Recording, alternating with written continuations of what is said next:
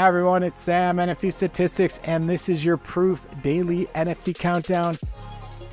Gonna dive deep today on the Turbo token. It's kind of a Memecoin meets NFT artist story that I think is pretty cool. We'll walk you through that. Also gonna talk about Sotheby's new marketplace, a bit about Meebits, and some other fun stuff. Let's get right into it. Starting off with a quick market overview.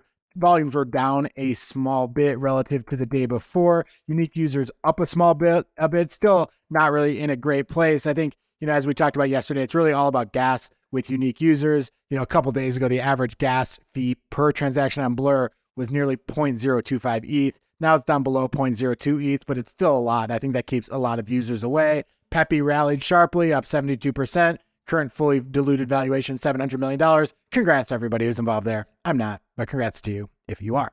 In terms of NFT prices, large cap index down a very small bit, a bit of strength in World of Women, weakness in Coda. Not a whole lot of note there. Azuki is always interesting to follow because this is the first project that is on Blur's lending program. Really kind of got a lot weaker yesterday. Floor price held up a little bit, but I think the internals of the transactions weren't as positive. What you see here, one of the things I like to look at is, are buyers going to listings and buying them, or are the transaction sellers dumping onto bids? And blue is when buyers buy, red is when sellers dump.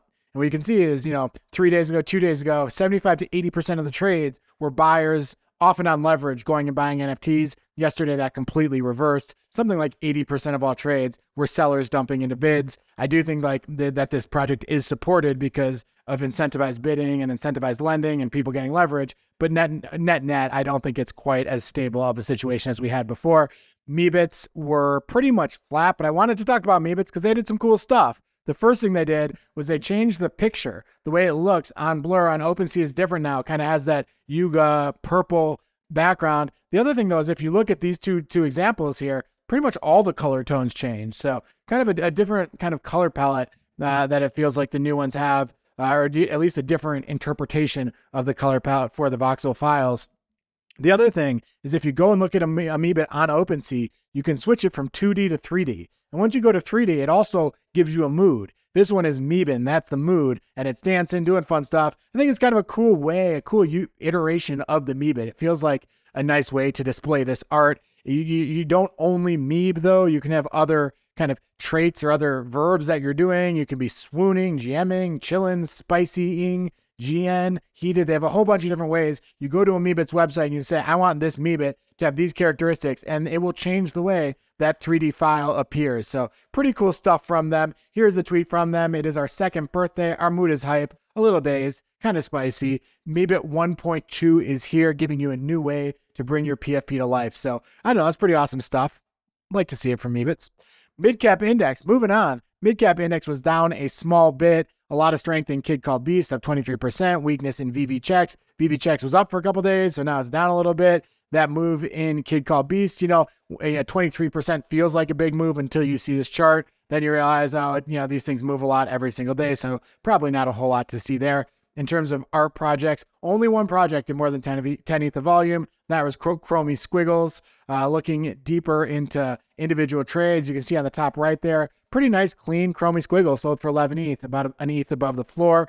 Memories of Qilin sold for 6.45 ETH. It's the Hong Bao palette, which perhaps makes it more of a grail, traded at something like a 1.5 multiplier to the floor. This is Strands of Solitude in the lower left. A couple of those traded both on WETH bids. And then in the lower right's the Harvest. We know the Harvest black background tends to trade at a premium. This one sold for 6 ETH relative to the floor of 3.5.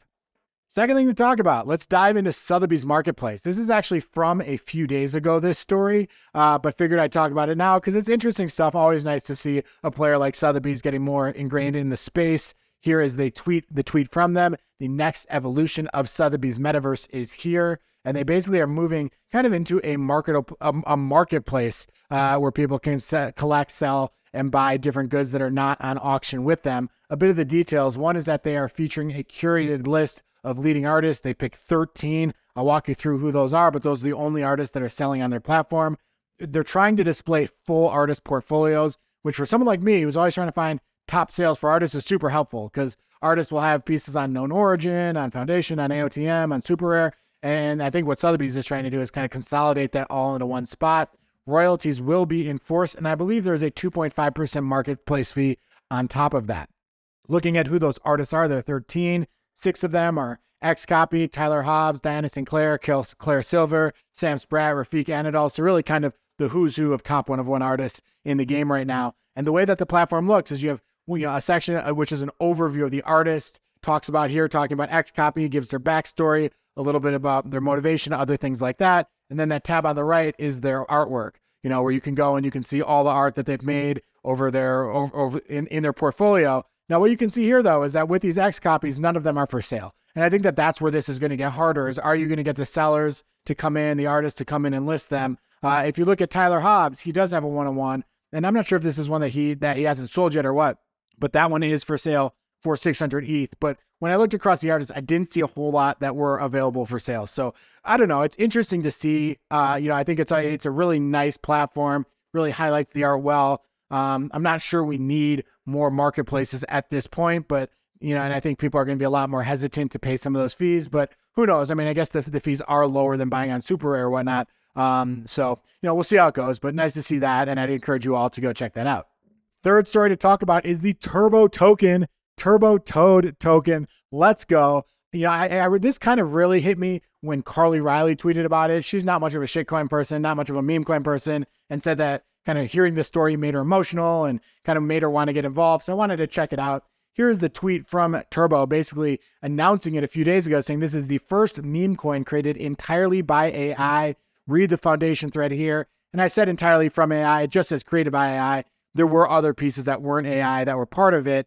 But to give a bit more background, the way I learned about it is this video here from Rhett Mankind. And Rhett is the creator of this project. And he basically walks you through over 30 minutes the story behind it. And the basic story is that he's a digital artist. He was struggling with sales. We all know super rare sales have gone down a lot. 1-of-1 art isn't selling that much lately. So he's like, in these times, I just have to be creative, come up with different stuff. One of the projects I'm going to do is I'm going to launch a Memecoin entirely using ChatGPT and Midjourney. And then when those two don't give me a definite answer, I'm going to go to my followers on Twitter to survey them and get answers for that. Rhett Mankind, he's an early digital artist, kind of 2020, 2021, who was selling NFTs back then. Things have clearly slowed down. So he basically kind of went to ChatGPT and said, I want to start a token. Take me through the steps. And, I asked him, what should the different names be? What name should we do? What input should I give to Midjourney to create the logo for it? And sometimes it would give him a bunch of different options. He would go to his followers. He only had a budget of $69. So really limited budget. And those were kind of the constraints here. Now, unfortunately, that $69 got lost because a bot kind of took over when he launched it originally, when he was trying to give liquidity. So he went to his followers and said, hey, followers, I just lost the money. What should I do? 78% said find another way. Only 21% said end this experiment. So he decided to find another way and eventually was able to crowdsource some money and get to a place where he could launch it. This was the launch tweet, basically saying there's 69 billion Turbo, 50 holders, 3.5 ETH have been put in it. They decided to go from Turbo Toad to Turbo. Midjourney created the logo. Here was the logo. And I think one of the real benefits here was this is a guy who's been in the artist community for a while. So a lot of other artists like Brian Brinkman and others decided to get on board and to support them and to talk about it with their communities. And eventually Pranksy decided to create a liquidity pool, and slowly but surely, or fastly but surely, it's only been a week or 5 days, but you start to get more and more people who are buying, more and more people who are talking about it, more and more people who are interested.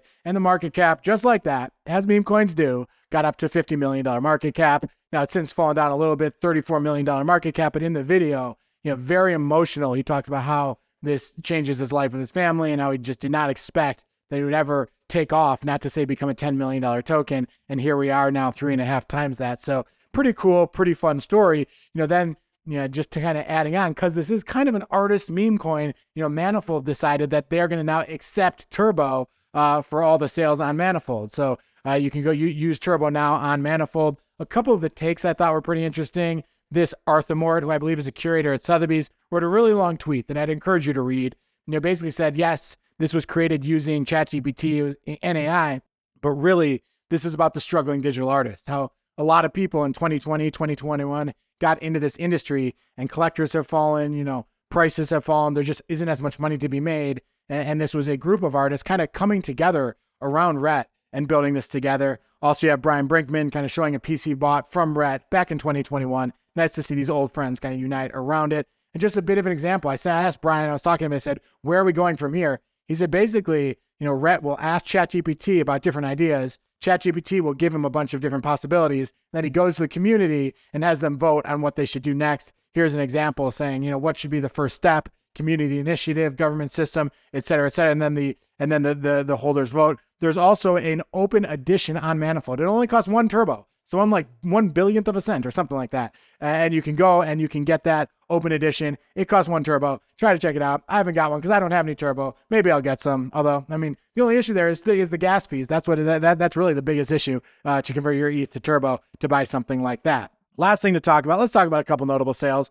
First, this piece called Roomscape 03 by Mira Ruido. He sold for 7 ETH. This is a Spanish artist. I believe Mira is to see, Ruido is sound. So it's seeing sound. And that's what a lot of what his work does, is brings together, visuals and sound. In the caption for this piece, he says, it only takes a moment to open your window to turn the comfort of your home into a snowy adventure. The painting on the wall, which you can see in this image, is no longer represents a memory of a painter that you knew, but suddenly it is your mental state here and now. He also says that Roomscape 3 is a 1 of 1, but he's done Roomscape 1 and 2, and actually 2.5, which are open editions, and people can buy those on OpenSea. You can see them here all for less than 0.1 ETH. Just really cool, kind of dreamy art that brings an actual room together with kind of a fantasy, kind of outdoor, interesting place. I'd encourage everyone to go check these pieces out, where you turn on the sound, watch the video, and see them on kind of full screen, because they are really quite cool. Some of his other top sales, he's had sales of 6 ETH, 7 ETH, and then 1 of 14.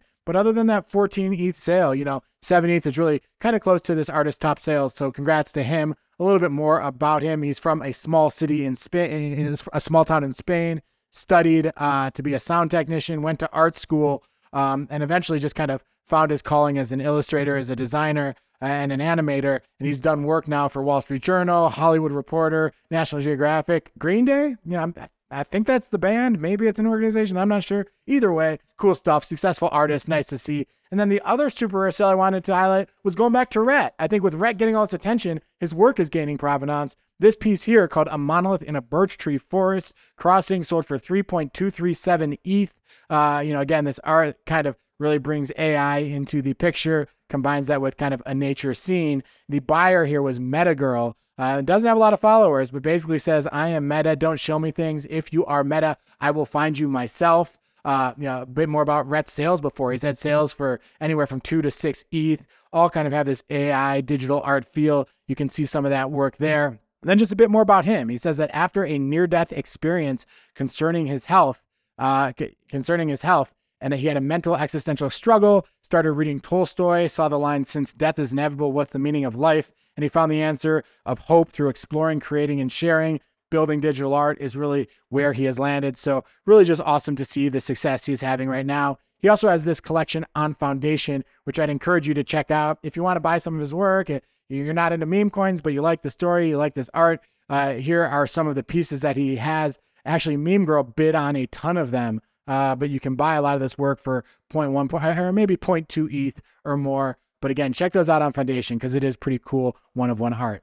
That is all from me today. I hope you enjoyed the show. I enjoyed doing the research for it today. I thought it was a pretty cool group of subjects and topics to explore. If you do like it, give us a like below. Tell us what you think in the comments. Subscribe to the channel. And we'll be back tomorrow and every weekday with another show. Have a great day.